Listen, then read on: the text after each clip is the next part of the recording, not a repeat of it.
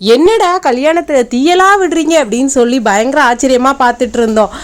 என்னன்னு பார்த்தீங்கன்னா டிஜே அதெல்லாம் வச்சிருந்தாங்க. பார்த்தீங்கன்னா சைட்ல இருந்து குப்பு குப்பு குப்புன்னு ஃபயர் வந்துட்டு இருந்துச்சு. பார்க்கவே பயங்கரமா இருந்துச்சு. அதெல்லாம் விடுங்க. லாஸ்ட் வீடியோவில் சொல்லியிருந்தேன்ல பாப்பாவுக்கு உடம்பு சரியில்லைன்னு, அந்த கதைக்கு வரலாம்.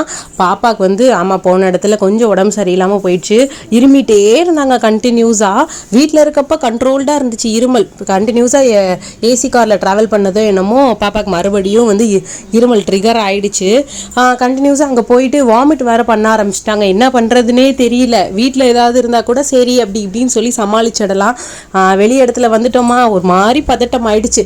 அப்புறம் மாப்பிள்ளை வீட்டு சைட்லேருந்து எங்களுக்கு ஒரு அங்கிள் பயங்கரமாக ஹெல்ப் பண்ணாங்க. ஒரு வழியாக ஹாஸ்பிட்டல் கூப்பிட்டு போயிட்டு வந்துட்டு டாக்டர் வேற அங்கே இல்லை ஹாஸ்பிட்டலில். நமக்கு சோதனையா அப்படின்னு சொல்லிட்டு வெயிட் பண்ணிட்டு இருந்தோம்.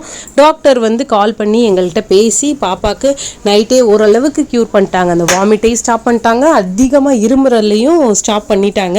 அப்போ தான் ஒரு மாதிரி நிம்மதியாக இருந்துச்சு. கல்யாணம் முடிஞ்ச கையோட வேகமாக குடுகுடுன்னு கார் எடுத்துகிட்டு கிளம்பி சென்னை பக்கம் வந்துட்டோம். நம்ம வீட்டுக்கு வந்தால் தான் நமக்கு நிம்மதி அப்படின்னு சொல்லிட்டு அப்போ தான் பாப்பா கம்ப்ளீட்டாகவே நார்மல் ஆனாங்க. ஹாஸ்பிட்டலில் போய் ₹1 அது மொய் வச்சாதான் குழந்தைங்களுக்கு சரியாகுது. உங்களுக்கு இந்த மாதிரி சம்பவம் நடந்திருக்கான்றதை மறக்காமல் கமெண்ட் செக்ஷனில் சொல்லிட்டு போங்க. அப்படியே நம்ம சேனலை சப்ஸ்கிரைப் பண்ணிடுங்க. பாய்.